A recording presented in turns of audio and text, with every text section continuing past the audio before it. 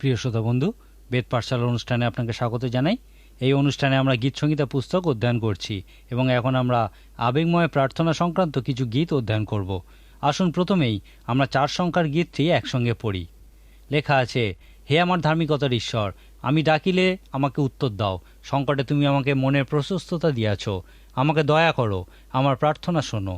হে মানব সন্তানগণ, কতকাল আমার সম্মান অপমানে পরিণত করিবে, অলি কথা ভালোবাসিবে ও মিথ্যা কথার অন্বেষণ করিবে? তোমরা জানিও, সদাপ্রভু সাধুকে আপনার নিমিত্ত পৃথক করিয়া রাখিয়াছেন। আমি সদাপ্রভুকে ডাকিলে তিনি শুনিবেন। তোমরা ভয় করো, পাপ করিও না। তোমাদের শয্যার উপরে মনে মনে কথা কহ ও নীরব হও। তোমরা ধার্মিকতার বলি উৎসর্গ করো আর সদাপ্রভুতে বিশ্বাস রাখো। অনেকে বলে, কে আমাদিওকে মঙ্গল দেখাইবে? হে সদাপ্রভু, আমাদের প্রতি নিজ মুখের দীপ্তি উদিত করো। তুমি আমার অন্তঃকরণে এমন আহ্লাদ দিয়াছ, যাহা উহাদের গধূম ও দ্রাক্ষারসের বাহুল্যকালেও হয় না। আমি শান্তিতে শয়ন করিব, নিদ্রাও যাইব। কেননা হে সদাপ্রভু, তুমি একাকী আমাকে নির্ভয়ে বাস করিতে দিয়াছ। এই 4 সংখ্যার গীতটি একটু ভিন্ন ধরনের গীত। আমরা আশীর্বাদযুক্ত মানুষ বিষয়ক অনেকগুলি গীত অধ্যয়ন করেছি এবং আমরা শিখেছি কিভাবে এই গীতগুলি অনুবাদ করা উচিত যেন আমরা আশীর্বাদযুক্ত হই। এখন আমরা একটু ভিন্ন ধরনের কিছু গীত অধ্যয়ন করতে চলেছি। এই গীতগুলি হচ্ছে প্রার্থনা বিষয়ক গীত। আমি আগেই বলেছি যে গীতরচক কখনো কখনো ঈশ্বরের সঙ্গে ঈশ্বরের বিষয়ে কথা বলেছেন, আর এই গীতগুলিকে প্রশংসা গীত বলা হয়। কখনো কখনো তিনি মানুষের কাছে ঈশ্বরের বিষয়ে বলেছেন এবং এই গীতগুলিকে বলা হয় উপদেশ প্রচারমূলক গীত। আশীর্বাদযুক্ত মানুষ বিষয়ক গীতগুলির প্রায় বেশিরভাগটাই উপদেশ প্রচারমূলক গীত। এই গীতগুলি বেশিরভাগ মানুষ পছন্দ করেন। কিন্তু তৃতীয় ধরনের গীত হলো প্রার্থনা বিষয়ক গীত, এবং এই গীতগুলি হচ্ছে সেই আবেগপ্রবণ পরীক্ষামূলক গীত।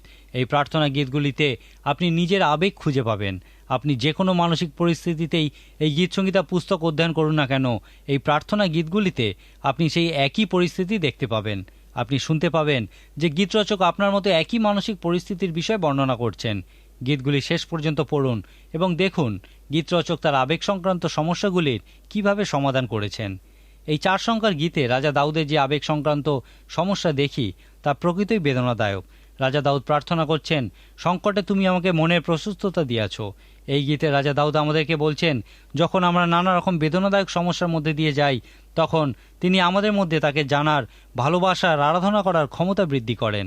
আজকের দিনে আমরা কঠিন চাপ বা পীড়নের বিষয়ে শুনে থাকি। এই গীতে রাজা দাউদ সেই বিষয়টাই সুন্দরভাবে বর্ণনা করেছেন। এখানে রাজা দাউদকে আমরা কঠিন চাপের মধ্যে দেখি, কিন্তু এই চাপের মধ্যেও তাকে সোজা হয়ে দাঁড়িয়ে থাকতে দেখি। একজন প্রকৃত বিশ্বাসীর উচিত সেই রকম কঠিন চাপের মধ্যে ভেঙে না পড়ে সোজা হয়ে দাঁড়িয়ে থাকা এবং সৎ থাকা। যদি আপনিও এই রকম হন, তাহলে এই 4 সংখ্যার গীতে রাজা দাউদের মধ্যে আপনি নিজেকে খুঁজে পাবেন। রাজা দাউদ সেই সময় প্রকৃত বেদনাদায়ক পরিস্থিতির মধ্যে দিয়েই যাচ্ছিলেন। হয়তো তার এই সমস্যার কারণে তিনি ঘুমাতে পারছিলেন না। এই অনিদ্রা কঠিন চাপ বা পীড়নের খুব কাছের সঙ্গী। রাজা দাউদ এই দুটি সমস্যার ক্ষেত্রে কি করা উচিত সেই বিষয়ে আমাদেরকে বলেছেন। প্রথমত, আক্ষরিক অর্থে আমরা এই গীতটি দেখি। লেখা আছে, হে আমার ধার্মিকতার ঈশ্বর, আমি ডাকিলে আমাকে উত্তর দাও। রাজা দাউদ এখানে ঈশ্বরের কাছে মানুষের বিষয়ে বলছেন। এখানে রাজা দাউদ নিজেই সেই মানুষ। রাজা দাউদ প্রার্থনা করেছিলেন এবং ঈশ্বর তার প্রার্থনা শুনেছিলেন। প্রার্থনা হচ্ছে ঈশ্বরের সঙ্গে কথোপকথন। যদি আপনি কথোপকথনের বিষয়ে দক্ষ হন, তাহলে আপনি নিশ্চয়ই জানেন যে এই ক্ষেত্রে সবথেকে গুরুত্বপূর্ণ বিষয়টি হলো অন্যের কথা শোনা। একজন ভালো শ্রোতা একজন ভালো সদালাপী ব্যক্তি হতে পারেন। যদি প্রার্থনা ঈশ্বরের সঙ্গে কথোপকথনই হয়, তাহলে প্রার্থনার 2টি মাত্রা আছে। প্রথমত, আপনি যখন ঈশ্বরের সঙ্গে কথা বলছেন, এবং এই অংশটা খুবই গুরুত্বপূর্ণ একটি অংশ, ঈশ্বর আপনার কাছ থেকে কিছু বিষয় শোনার আশা করেন। কিন্তু প্রার্থনার দ্বিতীয় মাত্রাটি হলো ঈশ্বর যখন আপনার সঙ্গে কথা বলেন। আমরা যখন আরও প্রার্থনা বিষয়ক গীতগুলি অধ্যয়ন করব, সেখানে ঈশ্বরের সঙ্গে কথোপকথনের ক্ষেত্রে আমরা এই 2টি বিষয়ই দেখব। গীতরচক প্রথমে ঈশ্বরকে কিছু বলছেন এবং তারপর ঈশ্বর গীতরচককে তার উত্তর দিচ্ছেন। লক্ষ্য করুন, প্রায়শই গীতরচক ঈশ্বরকে কিছু আবেদন করছেন এবং তারপর ঈশ্বরের কাছ থেকে সেই নিশ্চয়তা লাভ করছেন যে ঈশ্বর তার প্রার্থনা শুনেছেন এবং উত্তর দিয়েছেন। এই গীতে আমরা দেখি রাজা দাউদ ঈশ্বরকে তার বেদনাদায়ক সমস্যার বিষয়ে বলছেন। তিনি সৎভাবে ঈশ্বরকে এই বিষয়ে বলছেন এবং ঈশ্বর তার কাছে সত্য প্রকাশ করার মধ্য দিয়ে তাকে উত্তর দিচ্ছেন। এরপর দেখি রাজা দাউদ বলছেন, তোমরা জানিও, সদাপ্রভু সাধুকে আপনার নিমিত্ত পৃথক করিয়া রাখিয়াছেন। আমি সদাপ্রভুকে ডাকিলে তিনি শুনিবেন। তোমরা ভয় করো, পাপ করিও না। যখন আপনি আপনার কোনো প্রার্থনার উত্তর পান, তখন আপনি আর আগের মতো একই মানুষ থাকেন না। ঈশ্বর আপনার প্রার্থনার উত্তর দেন। ইহার অর্থ হলো ঈশ্বর এই বিষয়ে আগ্রহী, তিনি শোনেন এবং উত্তর দেন। যখন আপনি এই প্রকৃত সত্য জানতে পারেন তখন আপনি আর আগের মানুষ থাকেন না। আমি একজন বিখ্যাত প্রচারকের বিষয়ে শুনেছিলাম। তিনি যখন বিশ্ববিদ্যালয়ে পড়াশোনা করতেন তখন একবার তিনি একটি গভীর সংকটে পড়েছিলেন। তাকে বিশ্ববিদ্যালয়ের পক্ষ থেকে বলা হয়েছিল যে তিনি যদি তার কাছে বিশ্ববিদ্যালয়ের যা পাওনা আছে তা মিটিয়ে না দেন তাহলে তাকে আর পড়াশোনা করতে দেওয়া হবে না। সেই প্রচারকের প্রয়োজন ছিল প্রায় 1000 টাকা এবং তাকে মাত্র 3 দিন সময় দেওয়া হয়েছিল। তিনি ঈশ্বরের কাছে কেঁদে কেঁদে তার সমস্যার কথা জানিয়েছিলেন। তার ঠিক 2 দিন পর তিনি একটি চিঠি পেয়েছিলেন এবং সেই চিঠির সঙ্গে পুরো 1000 টাকা। চিঠিটা তাকে তার পরিচিত একজন বিশ্বাসী ভদ্রলোক পাঠিয়েছিলেন এবং লিখেছিলেন, তোমার জন্য একটা ছোট্ট উপহার পাঠালাম। তিনি বলেছিলেন, এই 1000 টাকা আমার কাছে সব থেকে বড় উপহার, কারণ ইহা প্রমাণ করে যে ঈশ্বর আছেন। ঈশ্বর তার প্রার্থনা শুনেছিলেন এবং প্রার্থনার উত্তরও দিয়েছিলেন। আমাদের মধ্যে কেউই ঈশ্বরের আশীর্বাদ লাভ করার পর আর আগের মতো মানুষ থাকে না। এই জন্য রাজা দাউদ বলেছেন, তোমরা ভয় করো যখন ঈশ্বর তোমার প্রার্থনা শোনেন এবং প্রার্থনার উত্তর দেন। ঈশ্বর রাজা দাউদের সঙ্গে কথোপকথনকালে তাকে কিছু করার দিকে এগিয়ে নিয়ে গেছিলেন। ঈশ্বর তাকে বলেছিলেন, তোমাদের শয্যার উপরে মনে মনে কথা কহ ও নীরব হও। লক্ষ্য করুন, পবিত্র শাস্ত্রে কতবার নীরব হও কথাটা বলা হয়েছে। গীতসংহিতা পুস্তকের 46 সংখ্যার গীতে বলা হয়েছে, তোমরা ক্ষান্ত হও, জানিও আমি ঈশ্বর। 4 সংখ্যার গীতে ঈশ্বর গীত রচক রাজা দাউদকে বলেছিলেন, নীরব হও। অন্য কথায় বলা যায়, আমার কথা শোনো। তারপর ঈশ্বর তাকে বলেছিলেন, তোমার শয্যার উপরে মনে মনে কথা কহ। আপনি কি জানেন এই কথার অর্থ কি? ইয়ার অর্থ হলো নিজের সঙ্গে কথা বলা। কোনো একজন বলেছিলেন, আমি নিজের সঙ্গে কথা বলি এবং যে সময় আমি নিজের সঙ্গে কথা বলি শুধুমাত্র সেই সময়টাই আমি একজন বুদ্ধিমান লোকের সঙ্গে একজন বুদ্ধিমান লোকের বিষয়ে কথা বলি। আমি বিশ্বাস করি এখানে ঈশ্বর রাজা দাউদকে বলেছিলেন, কিছু সময় নিজের সঙ্গে কাটাও, নিজের শয্যার উপরে বসে মনে মনে নিজের সঙ্গে কথা বলো এবং নীরব হও। কিন্তু ইহার উদ্দেশ্য কি ছিল? সেই সময় রাজা দাউদ নিদারুণ বেদনাদায়ক পরিস্থিতির মধ্যে ছিলেন, কারণ সেই সময় তাকে কিছু সঠিক বিষয় সম্পন্ন করার সিদ্ধান্ত নিতে হচ্ছিল। সঠিক বিষয় সম্পন্ন করা সবসময় খুব কঠিন কাজ। আমাদের সামনে সর্বদা বেছে নেওয়ার সুযোগ থাকে যে আমরা সঠিক বিষয়টা সম্পন্ন করব না সহজ বিষয়টা সম্পন্ন করব। বেশিরভাগ সময়ই বেশিরভাগ মানুষ সঠিক বিষয়ের বদলে সহজ বিষয়টাকে বেছে নেন। এই সঠিক বিষয় সম্পন্ন করার জন্য আপনাকে মূল্য দিতেই হবে। ইয়া খুবই স্পষ্ট যে রাজা দাউদও এই একই সমস্যায় পড়েছিলেন। যখন ঈশ্বর রাজা দাউদের সঙ্গে কথা বলছিলেন তখন দাউদ নীরব ছিলেন এবং ঈশ্বরের কথা শুনছিলেন। ঈশ্বর তাকে সেই সমস্ত সঠিক বিষয়গুলি দেখাচ্ছিলেন যা তাকে অবশ্যই সম্পন্ন করতে হবে। যখন ঈশ্বর তাকে বলেছিলেন, ধার্মিকতার বলি উৎসর্গ করো আর সদাপ্রভুতে বিশ্বাস রাখো, অনেকে বলে, কে আমাদিওকে মঙ্গল দেখাইবে? সেই সময়টাই ছিল রাজা দাউদের কাছে সবথেকে বড় সমস্যা। লক্ষ্য করুন, ঈশ্বরের সঙ্গে কথোপকথনের সময় যখন আমরা কথা বলি তা অতটা গুরুত্বপূর্ণ নয়। যদিও ঈশ্বর আমাদের কাছ থেকে আমাদের পাপের স্বীকারোক্তি, তার স্তুতি প্রশংসা শুনতে চান, কিন্তু সেই সময় সবথেকে গুরুত্বপূর্ণ বিষয়টি হলো আমাদের সঙ্গে ঈশ্বরের কথা বলা। আমরা ঈশ্বরকে এমন কিছু বলি যা হয়তো তিনি শুনতে চান, কিন্তু আমরা তাকে এমন কিছু বলতে পারি না যা তাকে অবাক করে বা যা তিনি জানেন না। কিন্তু তিনি আমাদেরকে যা বলেন তা আমাদেরকে প্রকৃতই অবাক করে। তিনি আমাদেরকে এমন কিছু বলেন যা আমরা প্রকৃতই জানি না। যখন রাজা দাউদ ঈশ্বরকে তার সমস্ত বেদনাদায়ক পরিস্থিতির কথা বলেছিলেন এবং ঈশ্বরের উত্তর শোনার জন্য নীরব হয়ে অপেক্ষা করছিলেন, তখন ঈশ্বর তাকে বলেছিলেন, তোমাকে কিছু সঠিক সিদ্ধান্ত নিতে হবে এবং তার জন্য তোমাকে কিছু ত্যাগ স্বীকার করতে হবে। আর তোমাকে এত বড় ত্যাগ স্বীকার করতে হবে যে তার পরিণাম সহ্য করার জন্য তোমাকে আমার উপরে নির্ভর করতেই হবে। এই বিষয়ে স্থির সংকল্প হও যে তুমি যা কিছু করছো তা ধার্মিকতার বলি উৎসর্গ করার জন্যই করছো। আর এই ধার্মিকতার বলি তোমাকে আমার নাম গৌরবান্বিত করার জন্যই উৎসর্গ করতে হবে, কারণ তোমার চারপাশে যারা আছে তারা সর্বদা প্রশ্ন করছে, কে আমাদিগকে মঙ্গল দেখাইবে? রাজা দাউদের সঙ্গে ঈশ্বরের এই কথোপকথন নিজের জীবনে প্রয়োগ করুন। আমাদের চারপাশে আমরা অনেক ভণ্ড কপটাচারী দেখতে পাই। আজকের এই পৃথিবী এই মতো ভণ্ড কপট লোকে ভরে গেছে। খুব কম লোকই ধার্মিকতার বলি উৎসর্গ করছে এবং সঠিক বিষয়টি সম্পন্ন করছে। প্রায় প্রত্যেকেই সহজ উপায় সম্পন্ন করা যায় এমন বিষয়গুলি সম্পন্ন করে চলেছে। প্রায় কেউই ঈশ্বরের উপরে প্রকৃত বিশ্বাস করা মূল্য দিতে প্রস্তুত নয়। এই সমস্যার কথাই রাজা দাউদ 4 সংখ্যার গীতে বর্ণনা করেছেন। এরপর রাজা দাউদ এই বিষয়ে তার হৃদয়ে স্থির সংকল্প করেছিলেন এবং বলেছিলেন, আমি সেই ধার্মিকতা বলি উৎসর্গ করব এবং ঈশ্বরের উপরে সম্পূর্ণ বিশ্বাস করব। এই একই কথা অন্যভাবে বলা যায় যে প্রথমে তাহার রাজ্য ও তার ধার্মিকতার বিষয়ে চেষ্টা করো, তাহা হইলে ওই সকল দ্রব্য তোমাদিওকে দেওয়া হইবে। রাজা দাউদ ঈশ্বরের থেকে এই আশ্বাসই পেয়েছিলেন যে তুমি যে সকল বিষয়ে চিন্তিত সবকিছু তোমাকে দেওয়া হবে, কিন্তু প্রথমে তোমাকে ঈশ্বরে বিশ্বাস করতে হবে এবং সঠিক কাজ করতে হবে। যখন রাজা দাউদ এই সংকল্প করেছিলেন তারপর আমরা তার মানসিক অবস্থার পরিবর্তন এই গীতের শেষ পদে দেখতে পাই। লেখা আছে, তুমি আমার অন্তঃকরণে এমন আহ্লাদ দিয়াছ, আমি শান্তিতে শয়ন করিব, নিদ্রাও যাইব, কেননা হে সদাপ্রভু, তুমি একাকী আমাকে নির্ভয়ে বাস করিতে দিতেছ। ঈশ্বরের কাছে অঙ্গীকার করার পর রাজা দাউদ এই শান্তি, আনন্দ, সুরক্ষার অভিজ্ঞতা লাভ করেছিলেন। তিনি এই সমস্ত সুন্দর বিষয়গুলি লাভ করেছিলেন একমাত্র ঈশ্বরের উপর নির্ভর করার এবং সঠিক কাজ করার সংকল্প করার পর। রাজা দাউদ যে শুধুমাত্র বিশ্বাস করেছিলেন যে ধর্মময় সিদ্ধান্তের পরিণাম বহন করার জন্য ঈশ্বরের উপর তাকে বিশ্বাস করতেই হবে তা নয়, কিন্তু তিনি জানতেন যে একমাত্র ঈশ্বরই তাকে সুরক্ষা দিতে পারেন। আমাদের সুরক্ষার উৎস কি? এই 4 সংখ্যার গীতটি যীশুখ্রিস্টের পর্বতে দত্ত উপদেশের মতোই শোনায়। মাঠের পুষ্পকে কে সজ্জিত করে? আকাশের পক্ষীগণকে কে আহার দেয়? ঈশ্বরই আহার দিয়ে থাকেন। আপনি সুরক্ষার জন্য কার দিকে তাকিয়ে আছেন? আপনি প্রকৃতই আপনার পালক হওয়ার জন্য ঈশ্বরের দিকে তাকিয়ে আছেন, যিনি আপনাকে সবুজ তৃণভূমি দিতে পারেন, যিনি আপনাকে বিশ্রাম জলের ধারে ধারে চালনা দিতে পারেন। এই 4 সংখ্যার গীতটি আবেগপূর্ণ প্রার্থনা বিষয়ক গীতগুলির একটি খুব সুন্দর উদাহরণ। আপনি দেখলেন যে কিভাবে ইহা কাজ করে। যদি এখন আপনার মানসিক অবস্থাও রাজা দাউদের মতো হয়, যদি আপনি এখন কোনো বেদনাদায়ক পরিস্থিতিতে থাকেন, যদি আপনি ঘুমাতে না পারেন, তাহলে এই 4 সংখ্যার গীতটি অধ্যয়ন করুন এবং এখান থেকে আপনার সমস্যার সমাধান খোঁজার চেষ্টা করুন। নিজের সঙ্গে কিছুক্ষণ সময় কাটান এবং তারপর ঈশ্বরের সঙ্গে কথোপকথন করুন, যতক্ষণ না তিনি আপনাকে সঠিক বিষয়টি দেখিয়ে না দেন, যা আপনার অবশ্য কর্তব্য। তারপর ঈশ্বরে বিশ্বাস করুন এবং ধার্মিকতার বলি উৎসর্গ করুন। আপনার সমস্যা অবশ্যই সমাধান হয়ে যাবে এবং আপনি ঈশ্বরের অপার শান্তি লাভ করবেন। এখন আমরা আরেকটি প্রার্থনা গীত 55 সংখ্যার গীতটি অধ্যয়ন করব। আসুন আমরা একসাথে 55 সংখ্যার গীতটি পড়ি। হে ঈশ্বর, আমার প্রার্থনায় কর্ণপাত করো, আমার বিনতি হইতে লুকাইও না, আমার প্রতি অবধান করো, আমাকে উত্তর দাও। আমি ভাবনায় অস্থির হইতেছি, কোকাইতেছি, শত্রুর রব হেতু, দুর্জনের অত্যাচার হেতু, কেননা তাহারা আমাতে অধর্ম আরোপ করে, ক্রোধে আমাকে তাড়না করে। আমার অন্তরে চিত্ত বড়ই ব্যথিত হইতেছে, মৃত্যুর ত্রাস আমাকে আক্রমণ করিয়াছে, ভয় ও কম্প আমাতে প্রবেশ করিয়াছে, আমি মহাত্রাসে আচ্ছন্ন হইয়াছি।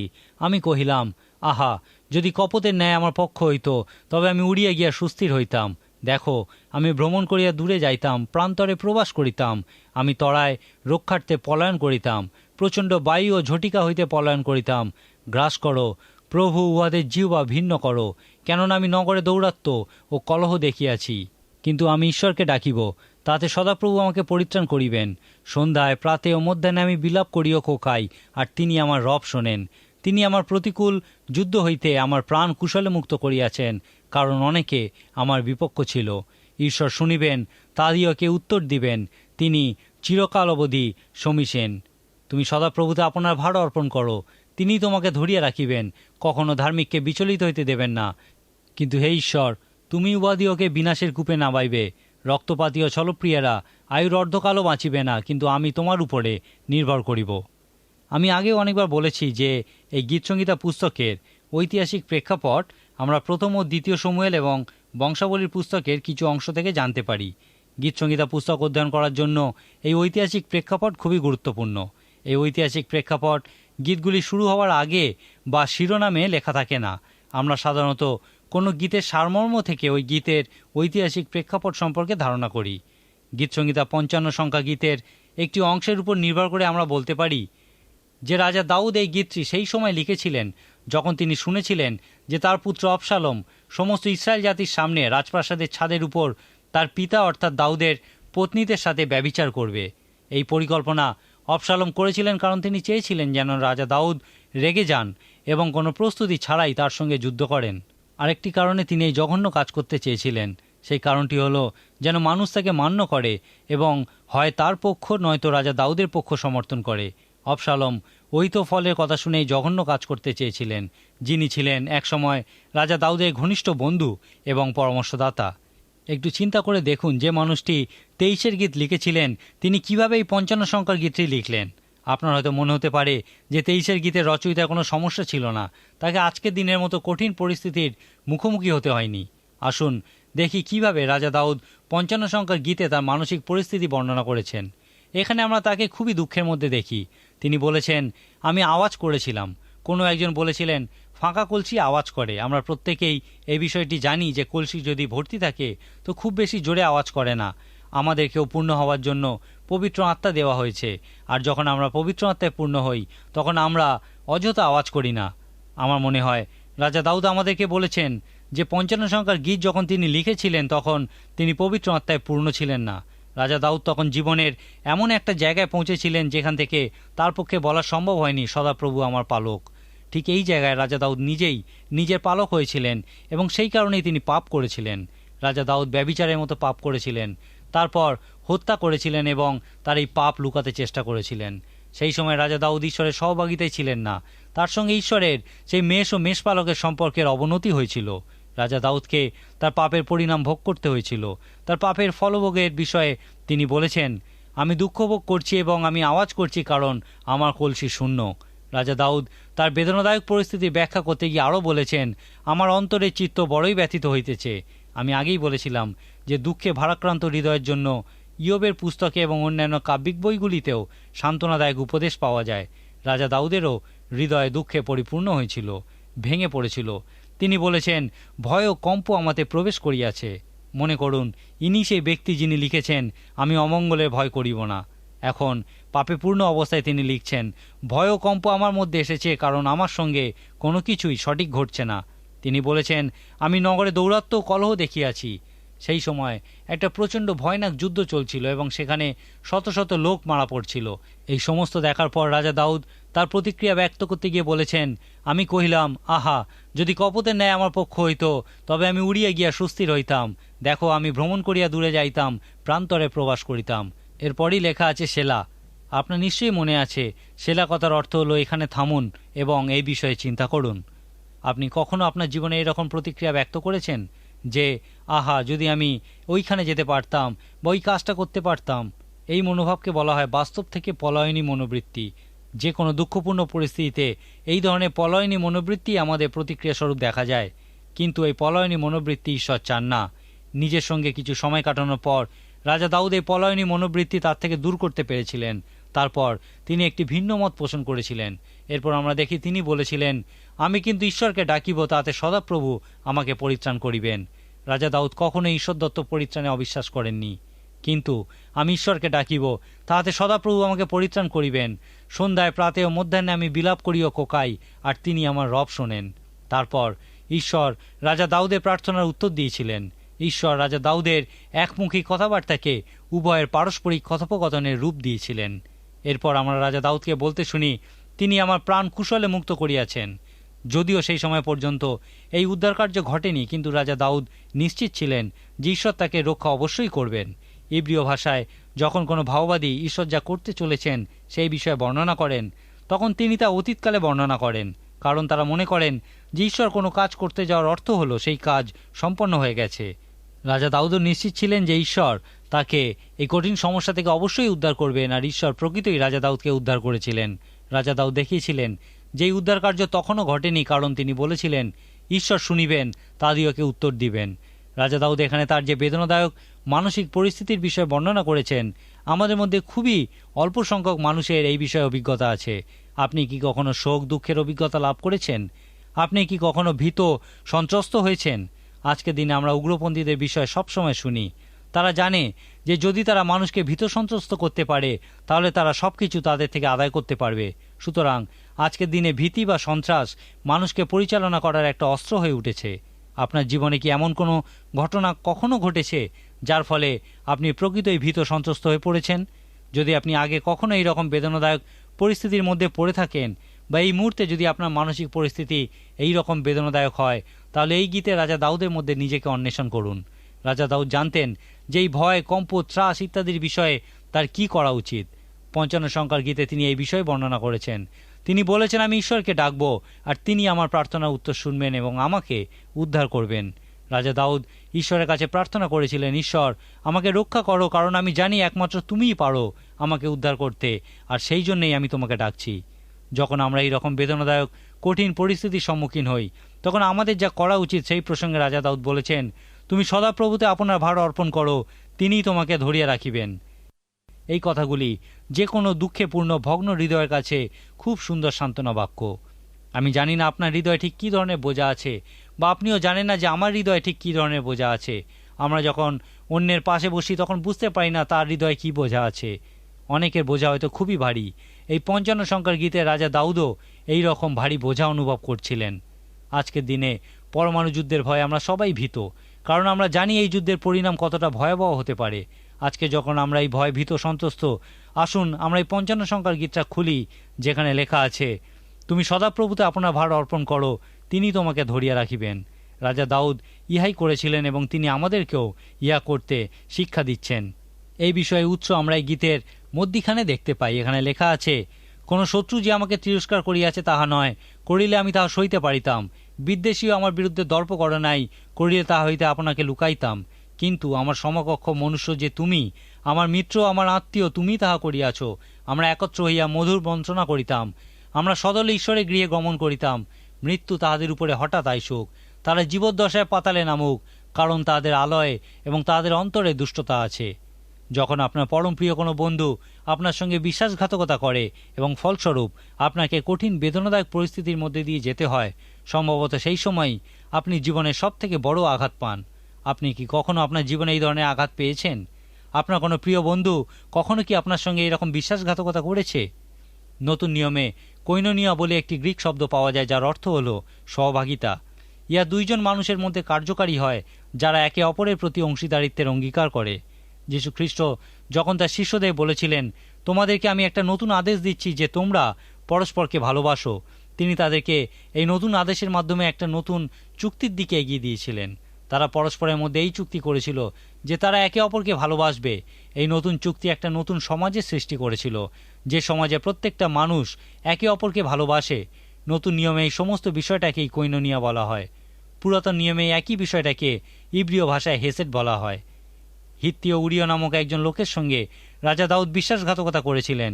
এই বিশ্বাসঘাতকতা তারও উরিয়ের মধ্যেকার ভালোবাসা বা সহভাগিতা নষ্ট করেছিল।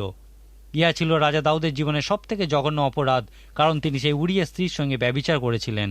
এরপর আমরা দেখি রাজা দাউদের প্রিয় বন্ধু ও পরামর্শদাতা অহিতোফল তার সঙ্গে বিশ্বাসঘাতকতা করেছিলেন এবং তাদের মধ্যেকার ভালোবাসা নষ্ট হয়েছিল। উরিয়ের সঙ্গে বিশ্বাসঘাতকতার মধ্যে দিয়ে তিনি যে বীজ বপন করেছিলেন, এখন তিনি সেই বীজের শস্য ছেদন করছেন। সুতরাং রাজা দাউদ তার জীবনের এই কঠিন বেদনাদায়ক পরিস্থিতির জন্য কিছুটা হলেও দায়িত্ব অস্বীকার করতে পারেন না।